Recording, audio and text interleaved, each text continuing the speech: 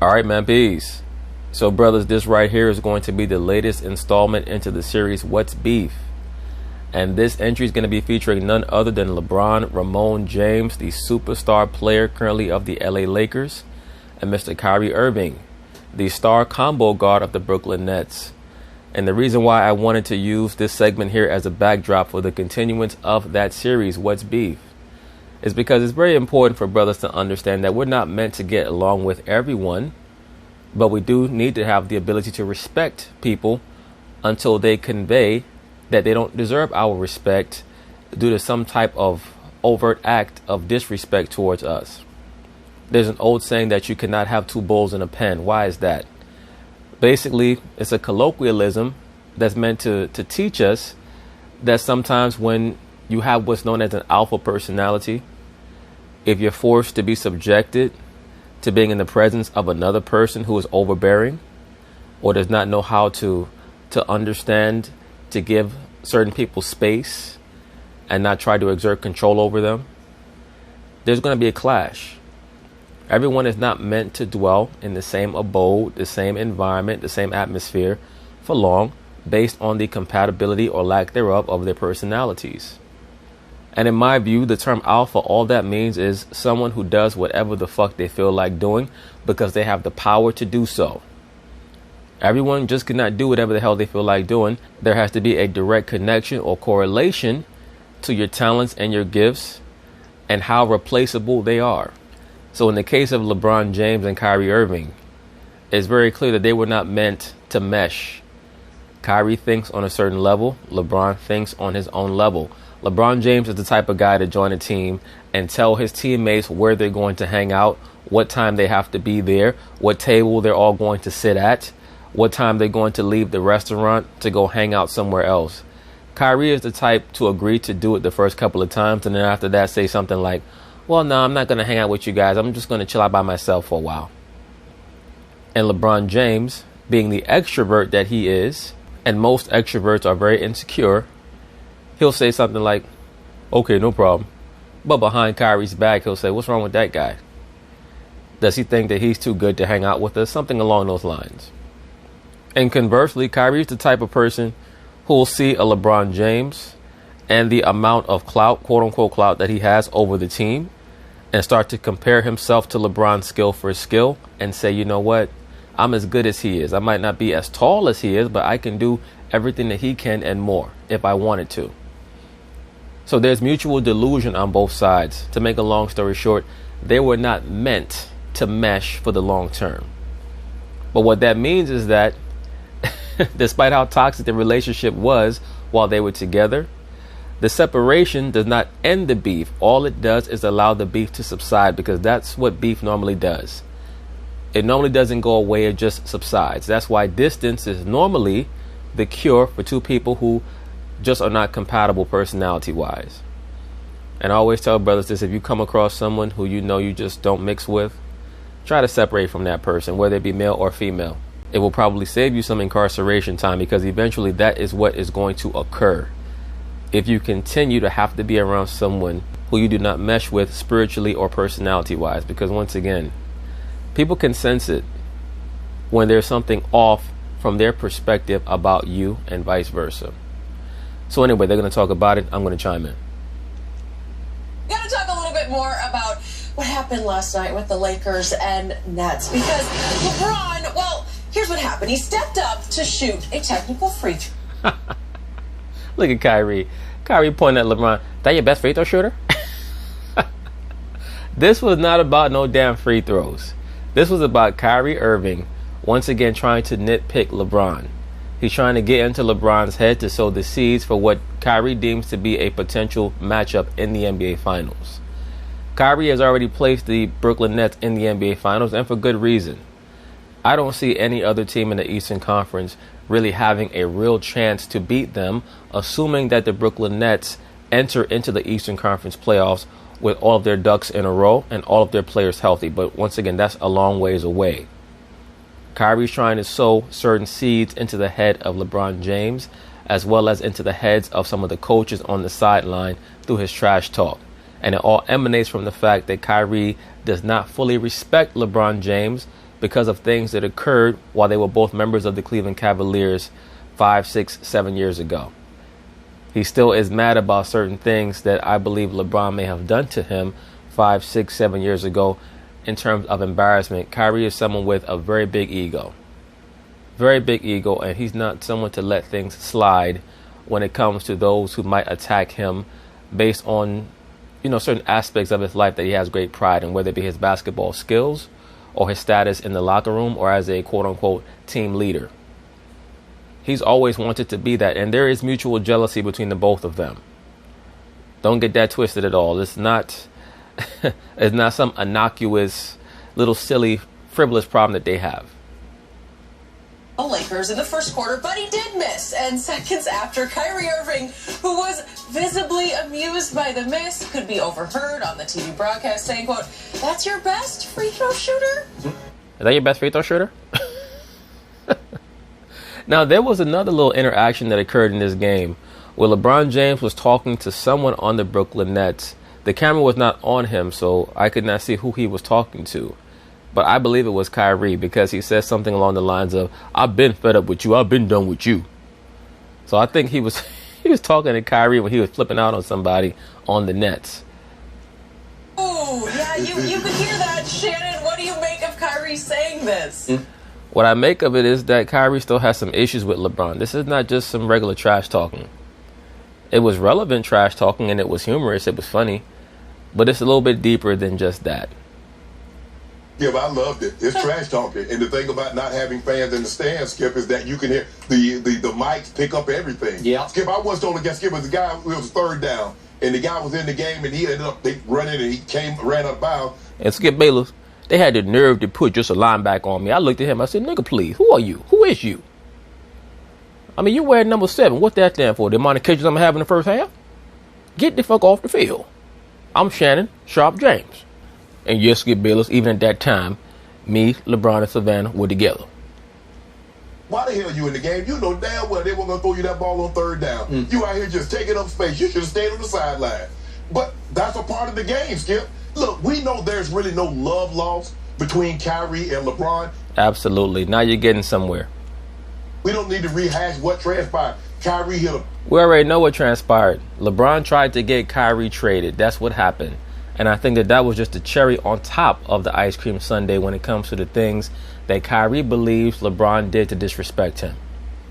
LeBron went back for 3 years. It was, Kyrie probably won't admit this, but I don't know. It was probably the best 3 years of Kyrie's life because Kyrie got on the map. I mean, we knew who he was. Stop it, Shannon Sharp. Please stop, brother. Kyrie Irving was the MVP of the 2014 All-Star Game, playing for the Cleveland Cavaliers. This was before LeBron James went back to Cleveland. LeBron went back to Cleveland because Kyrie was there. So let's not act like Kyrie was fucking Mo Williams. Knock it off. But nobody was talking about Kyrie in the terms that when LeBron came back, people got a chance to see him on a nightly basis. Yeah. He's in the NBA Finals 3 times. He won one, hit the big shot. Not really. Because in the 2015 Finals, Kyrie got hurt in Game 1. It was in 2016 that he showed out, and he was pretty much just as big a factor offensively in the Cleveland Cavaliers' comeback from down 3-1 as LeBron James was. But continue on. The biggest shot in NBA Finals history. So, but there's no love lost. I don't think there's no love lost on Kyrie's side. LeBron's like, I just tried to do all I could. I tried. Bullshit. LeBron James is a great actor, and the last thing that he's going to do is get on camera and put forth his true feelings about Kyrie Irving, because he constantly is trying to project himself as someone who's bigger than any other player who would dare try to come at him, in a contemptuous way. So kudos to LeBron James for once again showing that he is the best politician of the major sports in America. He understands how it would look if he would speak the truth about how he actually feels about Kyrie. Kid, if there's anything I could do, any wisdom, knowledge I could partake on him, I tried to do that. But Kyrie, for whatever reason, felt that he was on LeBron's level. Yeah. And the Cavaliers. No, what Kyrie felt is that he was never going to have the opportunity to be the player that he wanted to be while playing with LeBron James, because he was stuck playing in the LeBron James system. Once again, Kyrie Irving, for better or worse, has what's known as a quote-unquote alpha mentality. And again, I don't look at being a quote-unquote alpha as someone who other people are willing to follow or who can lead revolutions and all that other shit, all that other highfalutin rhetoric. To me, all an alpha personality is someone who wants to be in control of their own destiny and who has their own mind. That's Kyrie, whether you agree with him or not. He has a lot of Kobe Bryant in him. And Kobe Bryant did not want to be under Shaq for his whole career. Kyrie did not want to be under LeBron for his whole career. And that's not even to mention, once again, the overt attempt that LeBron James made to have Kyrie Irving traded to the Phoenix Suns. Because he was going to get back, when I say he, I'm talking about LeBron James, was going to get back Eric Bledsoe and Paul George in replacement of Kyrie Irving.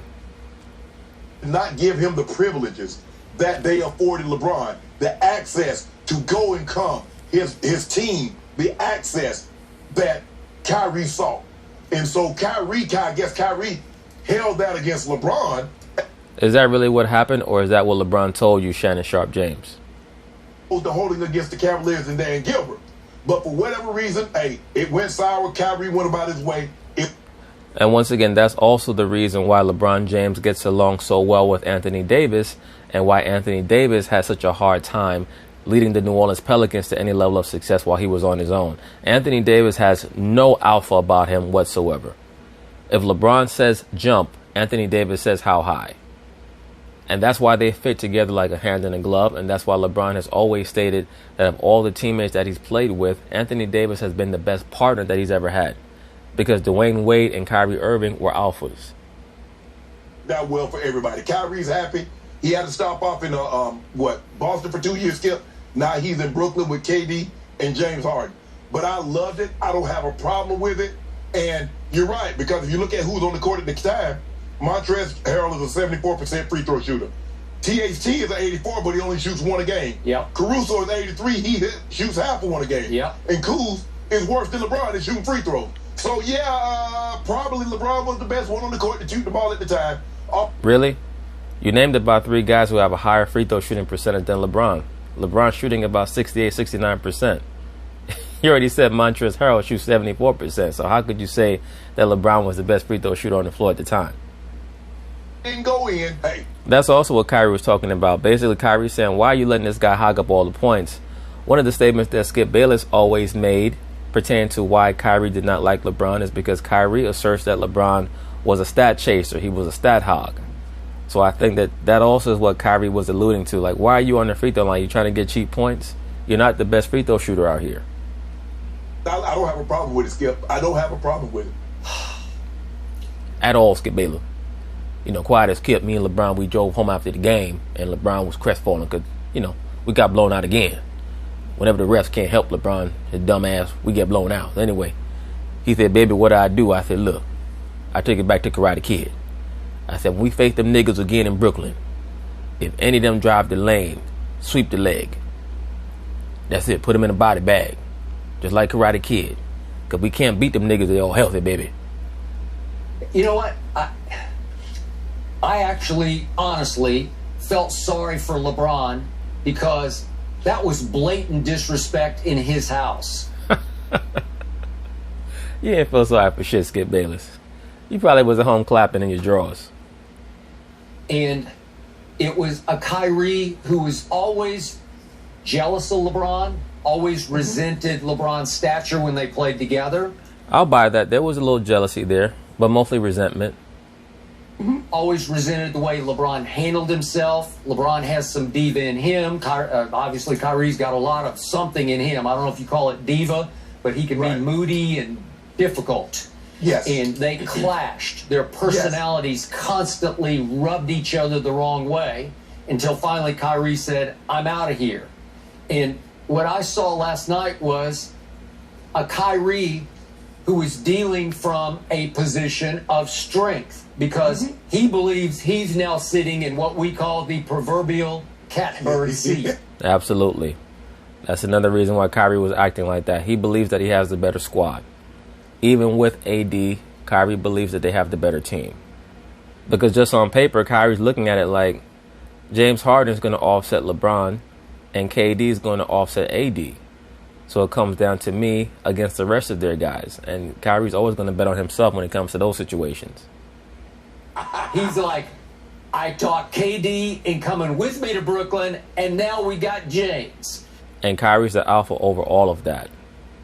That's how he views himself, as the alpha over all of that. That's why he came out and said, I told James Harden that he's going to be the point guard. He was trying to assert himself as the dominant factor on that team.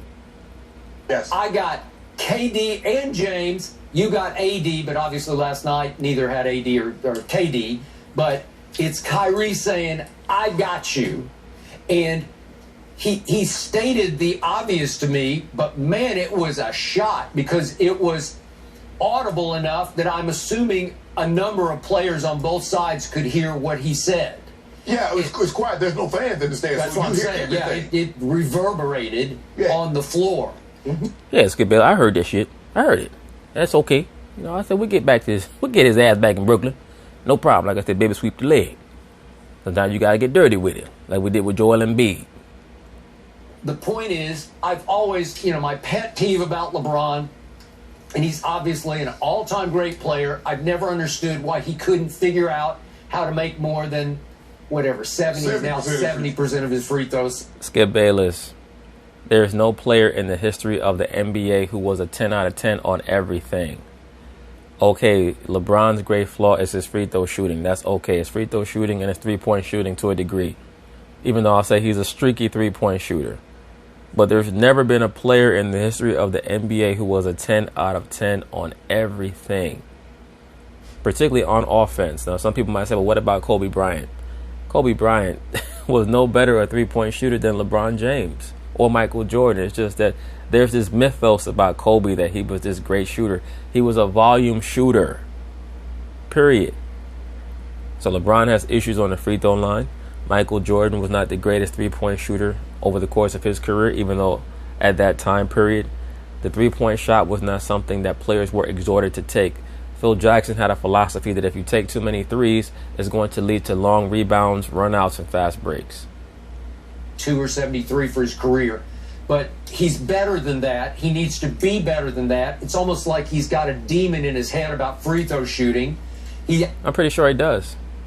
Many players have gotten that free throw line, that free throw shooting demon. Michael Jordan, back in 1989, he had such a demon on him about free throw shooting that he used to stand a foot behind the free throw line. If you go back and look at any of those old 1989 playoff games, in all of those games when he was at the free throw line, he was standing about a foot behind the line. His technique looks better this year than it's ever looked because he's tried all these bizarre step back before he shoots it, all these different routines. So he looks like he's got it under control, but he's still at 70%. And he did step right up, and you make a fair case because their best free throw shooters were not on the floor at that point. Although I could have made a case because Frank Vogel raves about Caruso. Again, for those who watch the Laker telecast out on Sports Spectrum here in Southern California, you hear on a nightly basis, he is Caruso. He is the show. Yeah. And now, I promise you that LeBron James was not the best free throw shooter on the court at that time. Vogel is calling him Mariano Rivera, as in the greatest relief pitcher in the history of baseball. Closer. And he's their closer because he closes every. Obviously, last night wasn't close, but down the stretch, he can play very little in the first 3 quarters. But down the stretch of the fourth quarter, he is going to be on the floor because he's smart with the basketball and he plays hellacious, crazy, kamikaze defense. He's all over the floor taking charges, getting his hands on balls, disrupting. So he is, as you just pointed out, he's an 83%er. So you could make a case he should have stepped to the line. But LeBron's like, well, I'm the elder statesman here, and because all of our best free throw shooters are currently on the bench, I'm going to take this free throw. And again, LeBron ranks 11th in free throw percentage on his own team. That's how bad his free throw is right now. So it's the only 2 worst are Kuzma, who's having his worst year of his career at 62%, and the immortal Alfonso McKinney, who he got to play some last night. Wow, I had no idea that Kuzma was that bad at the free throw line this year. He is a grand total of 2 of 4 from the free throw line. He's 50%, so he and Kuz are worse than LeBron. But again, big picture, look. Another reason why LeBron is never going to be a good free throw shooter is because he does not get his elbow centered when he takes free throws. He's managed to become a moderately decent jump shooter, a very streaky jump shooter, despite the fact that he's never gotten his elbow centered, or at least to a particular degree. Like, you have certain players like a Kobe Bryant who had a beautiful shooting form, even though he didn't get his elbow fully centered or aligned. He still had it, at least to a certain degree, aligned to where his shooting form was very pleasant to the eye. LeBron James has a very unpleasant looking free throw form and jump shooting form because his elbow flares out so wide. Ranks 101st in the NBA in free throw percentage, and Kyrie just laid it on him.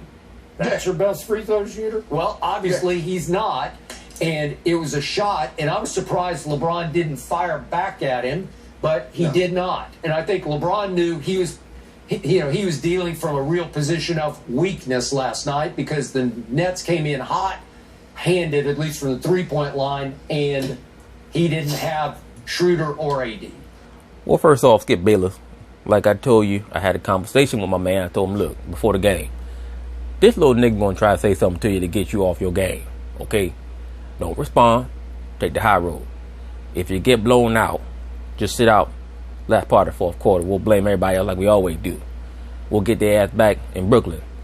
And now we find out we getting our ass blown out again in Brooklyn, just get dirty. Just hurt him. Hurt Kyrie, hurt James, hurt KD, hurt one of them niggas. Well, I think that's the thing that I think separates LeBron from a lot of guys is that LeBron doesn't respond to all the criticism. Now he will lash out. Now, Skip, you remember when Charles Barkley said something? He went nuclear. He went scored. Well, that was cumulative. That was LeBron James trying to show that he quote unquote does his research, because that's what he does. He's a very sneaky type dude. If he sees someone is constantly critical about him, he'll have his team engage in their little private investigative work and see what type of dirt they can dig up for a rainy day. I'm pretty sure that he's tried that with Skip. He probably has not come up with anything, and that's why he just stays quiet when it comes to Skip. But when it comes to people like Charles Barkley, who tend to be, I won't even say critical of LeBron, just subjective about LeBron, after a while, LeBron gets so fed up that he just lets Charles have it. Because LeBron, for some reason, thinks that he's this beleaguered king who always wants what's best for everyone, and yet he's always under attack. He has to understand that, at the top of the mountain, it makes you the most suitable target. Everybody's shooting up at you. It's just a fact of life. So he will respond, but LeBron has to really feel that you went out of your way to take a shot at him in order for him to respond to you. Now, he might, Skip, beat around the bush and send out these little things, and you're like, well, what did LeBron mean? Why can't LeBron just go ahead and say he's talking about this guy? Right. Yeah, Skip, sometimes when I go home, I ask LeBron certain questions. I say, what's up with all this pussy shit? You all up on the internet and IG putting up 5 million different emojis. Nigga, just say it. Just say what you got to say. Goddamn. I'm not a damn Navajo code breaker. Tell me who you got a problem with. Shit. Skip, he gives you this little warning that it's called passive aggressive on social media. Right. Go ahead. Yes. So, but I'm not so surprised that he didn't respond in that moment to Kyrie. I'm not surprised whatsoever. It's funny though, Shannon, because if a fan ever heckles him, if an executive from a team he used to play for, the Cleveland Cavaliers, as we recall about, 3 weeks ago? The right-hand man of Dan Gilbert in Cleveland in an arena with very few fans in it, stood up and applauded when LeBron missed the last shot of the third quarter. And you know what happened in the fourth quarter? He took it very personally, probably because he's allied with Dan Gilbert, who has, LeBron should have no use for Dan Gilbert, obviously. And he goes off and scores 21 in the fourth. And if there have been classic cases on the road where at Toronto, at Atlanta, LeBron's gotten heckled by just some nobody fan in the stands, and he just goes ballistic. But he will not respond that way to player trash talk. It doesn't seem No, he will. It's just he won't make it as visible. Like, he has an ongoing issue with one of the players out there in Memphis. I believe his last name is Brooks.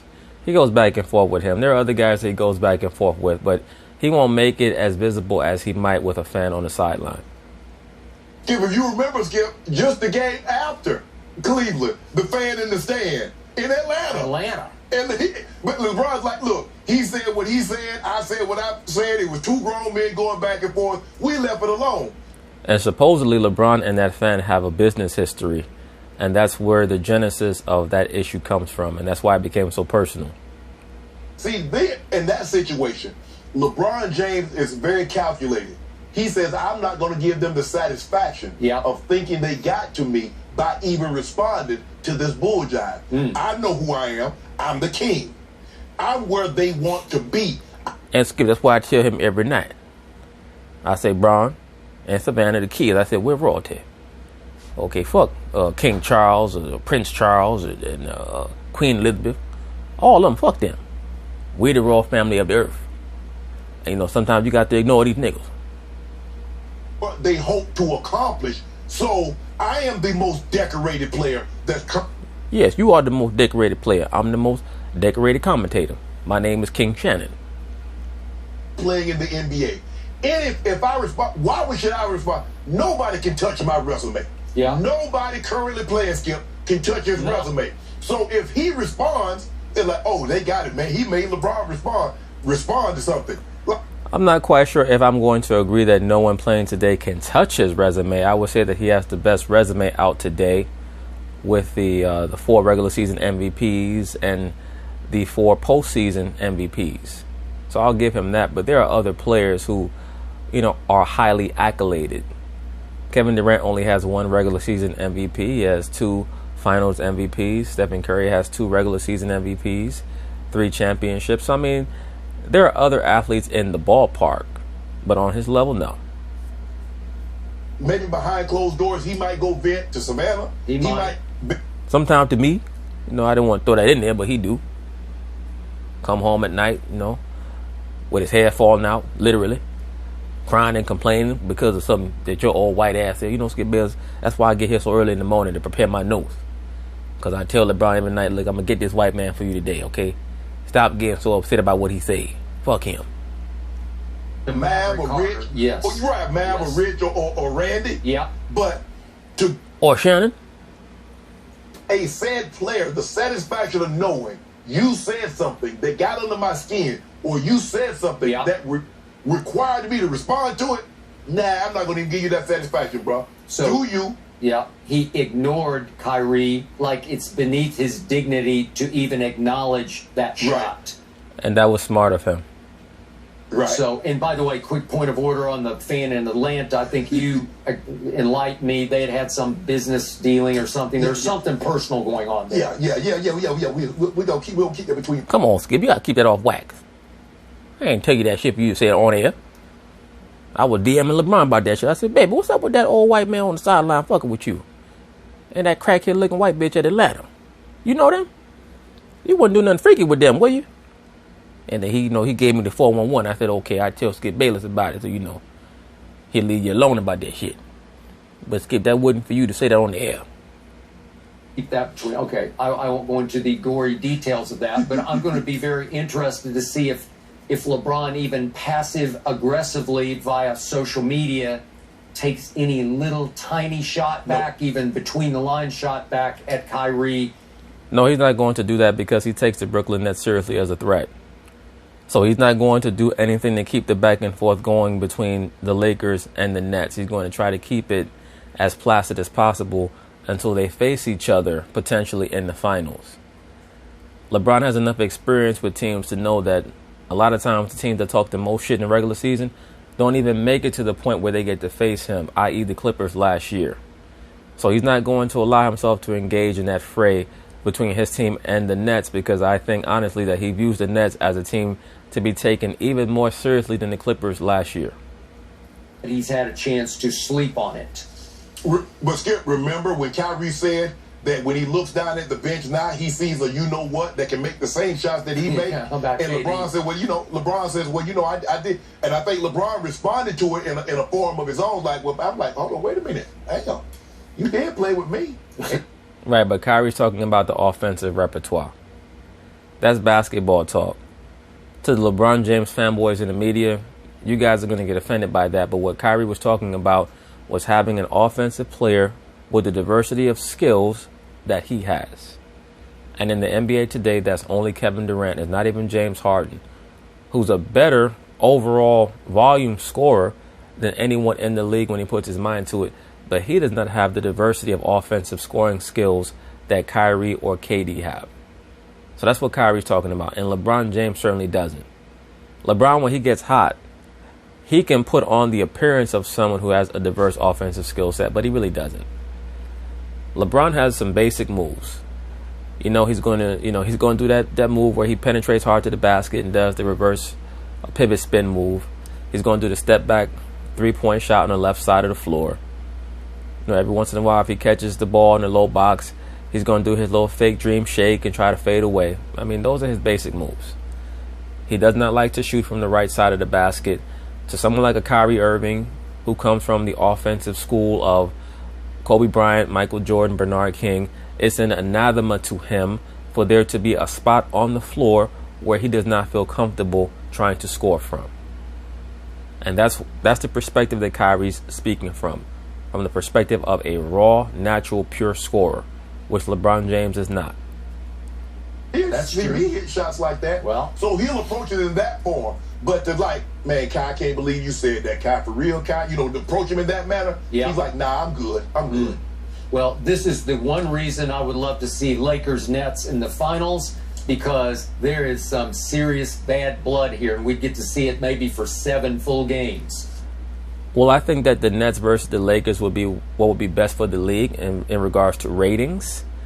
But I don't think that the league cares who the Lakers play. They just want the Lakers in the finals. They'll take Lakers Celtics. They'll take Lakers Sixers. As a matter of fact, I think that they would prefer the Lakers face a team other than the Nets, because the Nets are filled with players who are great, but who the league does not like.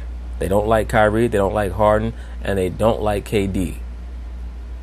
Well, yeah, because you got a situation where KD believes that, hold on, I beat LeBron twice in the finals, and y'all still said he was better than I was. Yep. Kyrie says, hold on, I was doing my thing, and y'all still don't want to give me no credit. Y'all talking about LeBron. So, yeah, I don't know. You'd have to go. Then you have James Harden, who still has never won shit. James Harden feels like in 2018, if Chris Paul doesn't get hurt, he would have beat LeBron in the finals. Get probably to the Celtics of the 80s, the Celtics-Lakers series, where you had this kind of bad blood. I agree. And it went back. The reason why it was so bad in the 80s, it had started in the 60s. So you had 20-year history. You only got like a 5-year history with this, but there is some blood where KD's like, hold on. Well, Shannon, you don't have to go back to the 80s. You can go back a few years ago with the Cavaliers and the Warriors, if you want to talk about bad blood and a rivalry.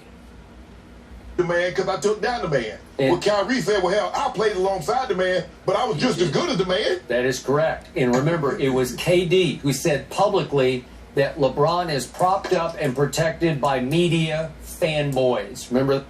Fanboy number 1 on the left side of the screen. Number 1 fanboy of LeBron James in America. Yes. Hell yeah, I remember that shit, Skip.